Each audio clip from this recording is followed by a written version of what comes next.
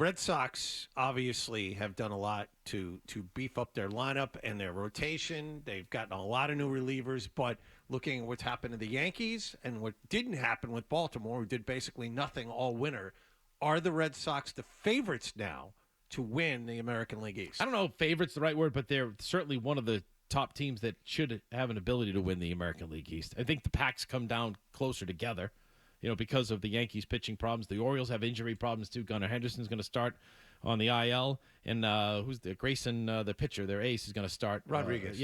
Grayson Rodriguez as well. So I think things are in shape for the Red Sox to be a good, legitimate team this year, and not just compete for a postseason spot for a couple of months or whatever. They should be there from start to finish as one of the top teams in the American League. And how much will the kids factor into that? Christian Campbell, we were found out last night, Chris Cotillo of Mass Live said Christian Campbell's been told he has made the opening day roster. And based on what Alex Cora said earlier, these guys wouldn't make the roster unless they were going to play a lot. So it looks like Campbell's going to be your everyday second baseman. Marcelo Meyer did not make the team. I guess Roman Anthony's still up in the air. But how much will the kids factor in this year? It's a great question. You just don't know with young players. You just don't know. I mean, so you sit there and say Campbell has won that second base spot, but how good is he going to be?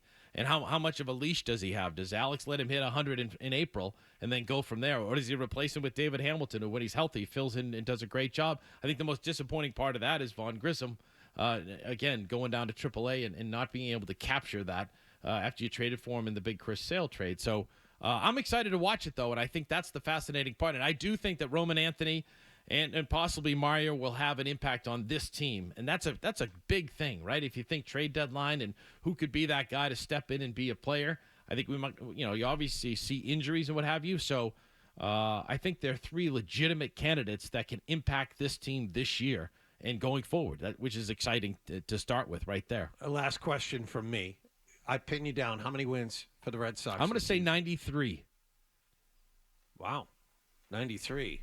This is a 500 team at best the last 4 or 5 years. I don't think it's unreasonable. No, I don't either. I think he's right. Even with reasonable health. It's just pitching. It comes down to pitching. Yeah. They have to stay healthy. We don't know who the closer is either. That's the other part of it. Closer's overrated. Yeah. That's wrong. Well, right now it sounds like it's Chapman, right? No, it's not. It really is. Nah, I don't think so. No, it's not. I don't think so. I don't think so either. Yeah. I think it's just one of those things that if you say we're going to go by committee, it sucks. It really does. You need one a bona guy, fide closer. We need one guy who's reliable to stop the bleeding at the end of games.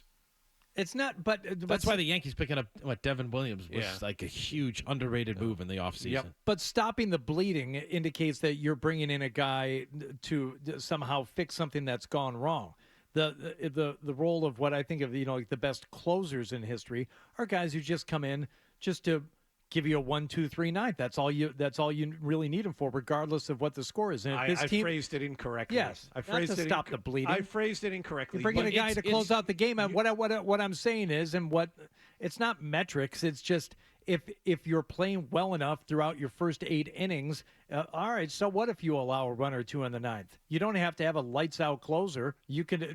Teams are allowed to score in the ninth inning and still lose the game. That's okay too.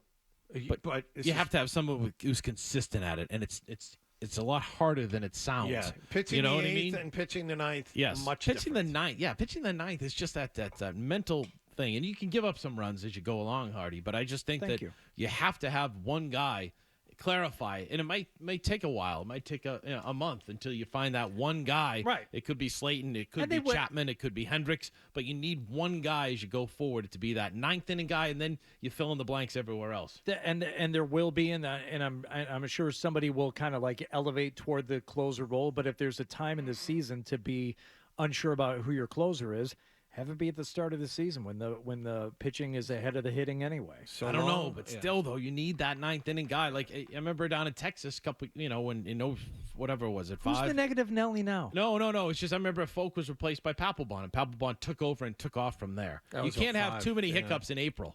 You know what I mean? You have to get somebody consistent quick. Well, he had that long stare in, and it would just scare batters out of the box. That's after it's that mean mugging out of the bullpen. Yeah, that mean mugging that Papelbon used just to do. Just because I enjoy it. You probably did. You probably thought it was cool. Yeah. Ugh. And Kimbrel? Well, Kimberling was the thing, as we were told by one writer. Oh, now kids are Kimberling. No, they're not. Good. No, they're not. Did you go out on Halloween and see him? I did. There were more kids trying to do the Euclid stance than there were Yes, Kimberling. that was the best. That was a real thing. Yes. Kimberling was not. If you like that clip, check out more videos from Toucher and Hardy here. Point slightly up and to the left. For more Red Sox analysis and opinion, hit this playlist. Point slightly down and to the left. And for all the latest from the Sports Hub, download the app at 985thesportshub.com.